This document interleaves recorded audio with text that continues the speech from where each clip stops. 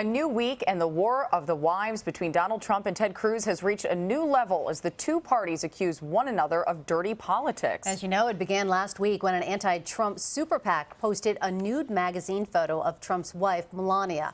Cruz has repeatedly denied knowing that the picture would be used. This morning in a radio interview, Trump was asked about the feud. Ted Cruz knew totally about it, and he says he didn't know about it. He totally knew about it. And they sent that out to the people of Salt Lake City, or the people of Utah, and it was, with a very nasty statement on it. So he knew totally about that. If he didn't know about that, it would be a whole different thing, but he totally knew about it. It was done by people that he knows very well. Well, it was not Ted Cruz or his campaign. So is your standard no, is that if it, no, I'm just telling you, he knew.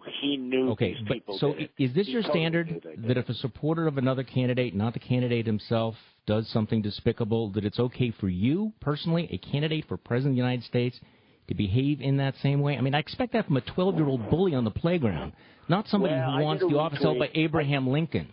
I did a retweet, and it was a retweet by somebody else because I have a lot of support, a tremendous amount of very fervent supporters, and they were angry about what they did, in sending out this photograph. CBS News senior political editor Steve Chaggaris and political reporter for The Hill, Cate Martel, are in Washington. Cate, let me start with you. This doesn't seem to be going anywhere anytime soon. The longer the story lingers, who does this damage more, Trump or Cruz? So I think we're going to have to say that it's going to damage Ted Cruz more than Donald Trump. Now, the reason I say that is that look at this campaign cycle. We keep seeing these one-liners from Donald Trump. We've seen them about immigration. We've seen about Muslims, talking about veterans. And none of these controversies have actually hurt Donald Trump. I think at this point, it's safe to say that it's going to come down to, are Ted Cruz's supporters going to get turned off by seeing the back and forth about their wives, showing pictures of their wives and some of these back and forths about tabloids? Will it hurt them? Will it hurt their support of Ted Cruz? Or are they so anti-Trump that they're willing to let this continue in an anti-Trump movement? So this isn't the only Trump-Cruz feud happening right now. As a matter of fact, Donald Trump's accusing Ted Cruz of stealing delegates in Louisiana. Steve, I want you to explain what this one's all about.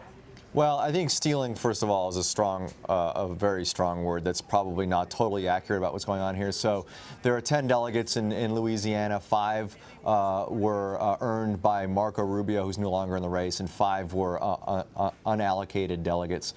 Those are sort of free agents now. Rubio, now that he's dropped out of the race, his delegates are available to anybody. And Cruz really has been working it on the ground. His campaign has been in contact with those people and really trying to work it to get their support.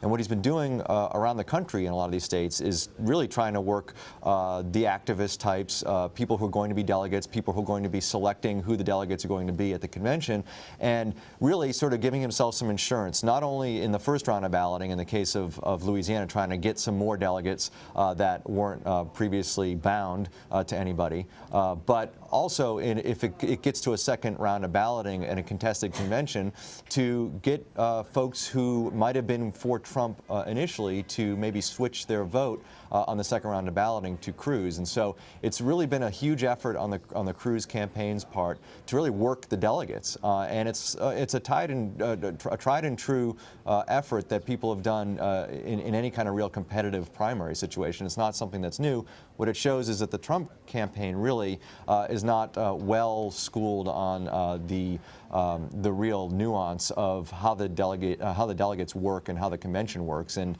could be putting themselves at a real disadvantage if he doesn't get or clinch the nomination during the primary process. Cate, I want you to weigh in as well. Does this show that Trump is concerned over a contested convention? Steve is very right. And yes, Donald Trump is more concerned about getting to the contested convention than he's leading on. Next week is Wisconsin. That's a really big race for us to watch. If Donald Trump doesn't win Wisconsin, the chances of us going to a contested convention are really high. He needs to get to the 1237, and the number is going to get really close. I think that Donald Trump is starting to get nervous, and that's why he's going to start throwing these attacks and start trying to threaten to sue in Louisiana. And as Steve said, there isn't really something to sue about. A lot of this isn't a legal issue of whether this can happen. These are delegates that are allowed to do this and are unbound now. But Donald Trump really just doesn't want this to go on, and he knows that once we get to a contested convention, that anything can happen, and he's really nervous that he won't get the nomination.